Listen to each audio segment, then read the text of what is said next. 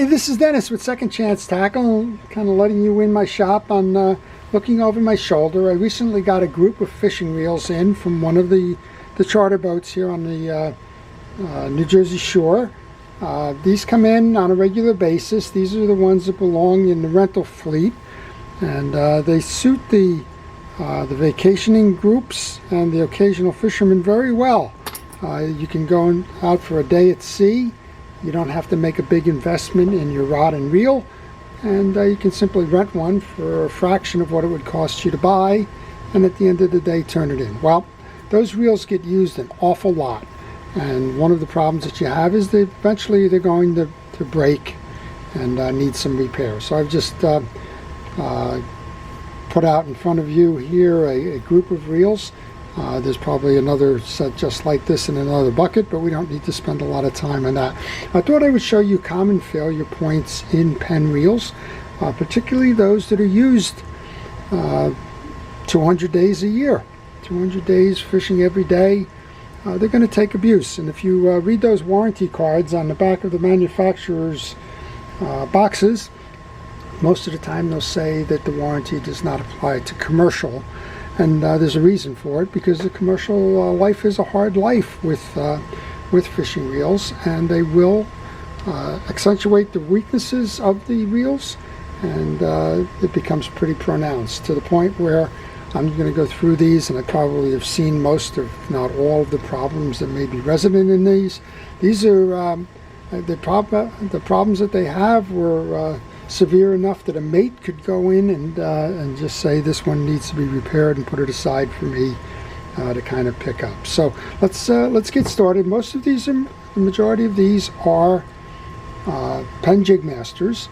There are some spinning reels, as the captain has moved over to the spinning reel as a substitute for conventional reels, because a lot of folks simply haven't mastered the art of fishing or drop fishing with one.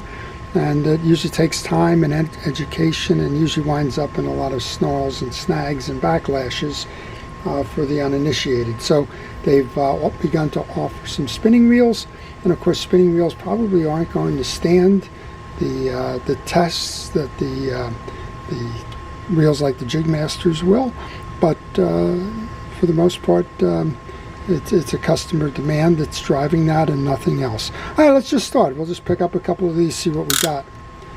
Clickers on. So the first thing I do, and what you should do when you're testing a reel, if you're going to acquire a reel, you can judge by appearance whether it's been abused or not, but then you want to just check, is it a tight reel? Does it have a wobble in the handle? This one has a little bit of a wobble, which means that the bridge is starting to go on it. And does the handle work, or is it nice and tight? This one's nice and tight. And overall, you want to test the backspin on the reel. And in the case of these fishing reels, I like to test, does the anti-reverse work? Because that in this case, that's the skip. That's the problem I have here. Occasionally it's not holding, and what happens is that anti-reverse is a little brass dog that's wrapping against the back of the gear sleeve, and over time it just wears down, just as you might imagine. Here's a gear sleeve that will kind of show you that. It's a toothed piece. The dog normally will fit nice and tight in here, but as this is spinning, it's causing the dog to go up and slam down, up and slam down. Well, that tip on that dog eventually gets worn out, and that causes a failure in the anti-reverse. So that's what we have here. Next up is is an interesting one. It's a Penn 99. So the Penn 99 is a Silver Beach model. It's not the Jig Master. It does have an additional metal trim ring on it, which is very much like a Penn Senator setup. You'll notice the Jig Masters do not have that. This is a low speed reel, so this is not the same speed as the Jig Master, which is a high speed reel. And this one, I can feel a couple of things are going on in here. Most notably, the main gear is very tight on this one. You can feel a grind or a vibration. That's the main gear going, and will probably need to be replaced. Okay, here's another Jig Master. Now you'll notice on the Jig Masters that a lot of these have had the single screw take-apart system removed and replaced with a standard threaded screw. On a charter boat, a lot of times you get people just start playing around with the reel. Well, you don't want them playing around with that. Here's the issue with this one. The handle is bent and you can't adjust the star drag. Here's another one. This one's frozen. So I think we've shown from time to time a frozen, geez, you can't move that at all. You move the handle, but you can't move the gear assembly. So the frozen reel on this one is when salt water penetrates the gear side and sits. That same gear sleeve that we're talking about before in terms of wrapping that dog, that center pin rides on a bridge. Let's see if I can grab a bridge. This would be an example of a bridge. It rides on there, and if it just sits long enough with salt water in there, the two kind of fuse together and cause the frozen condition. So that's what we have in this one. This is another one. Let's see what we got here. This one's very loose. You can see we've got a main shaft that's starting to go on this one. And we have a broken eccentric spring. So the eccentric spring is what releases this into free spool, and that spring is gone. And what's probably happened with this one is a piece that broke off is probably lodged in here somewhere. And if this had the single screw take apart, I would actually take it apart and show you. But we have an eccentric spring at a minimum that needs to be replaced there. Here's another Jig Master, another frozen Jig Master. So you're starting to get a theme here in terms of what goes on with these reels. We also have a bent handle here. That doesn't help the situation, but that's not the cause of the situation. The newer Penn Jig Masters use an aluminum handle or some kind of a metal. I believe it's aluminum, instead of the old hardy steel planks that were chrome plated. You wrap this on the side of a boat, that's the weak link, right? It's gonna go. A lot of times if you're renting a reel and you're not accustomed to fishing, you're gonna land something, you're gonna be so excited that you've caught a fish, and the next thing you do, you bring the fish over the rail and bang, the reel gets slammed into the deck, and that's what you get. So don't think that all these reels are the problems of the captains and the mates. They're not. These problems are caused, and a lot of times it's not normal use. All right, let's see what we got here. This one's got a grind for a main gear, but that usually doesn't come in. It's usually something more. So you want to check on these when you're looking at all causes.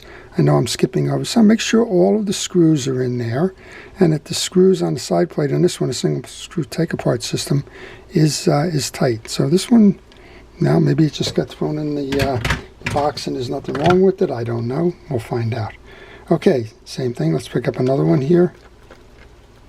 Yeah, okay, so this one's got a noticeable grind to it. That's a main gear. The main gear and the pinion gear intersect. A lot of times the main gear will just wear from use. And these reels are probably 10 or 15 or 20 years old at a minimum, and that's what's causing that. Here's one that came in for a handle. That handle is always an issue on these. This is a newer handle. This is a rubber handle. The other version of the handle is a Bakelite handle. Those were earlier in the series. You need a nice firm stud. Over time, this rubber has been wearing out. I've shown you on other videos that you can go in and take this off and put a regular cabinet knob on there, and that will suffice. Okay, two more Jig Masters here that I've pulled out. This is another one. You've got a rocking handle, and you've got a bent handle in that regard. And this is the trifecta, so I'm sure it's in for the handle, but you have a rough main gear as well. And I do this because I want to figure out, before I go ordering any parts, what the problems are, so I can be close. I don't want to order 3 or 4 or 5 times. I'd rather get them done in one shot. This one's got a rough main gear,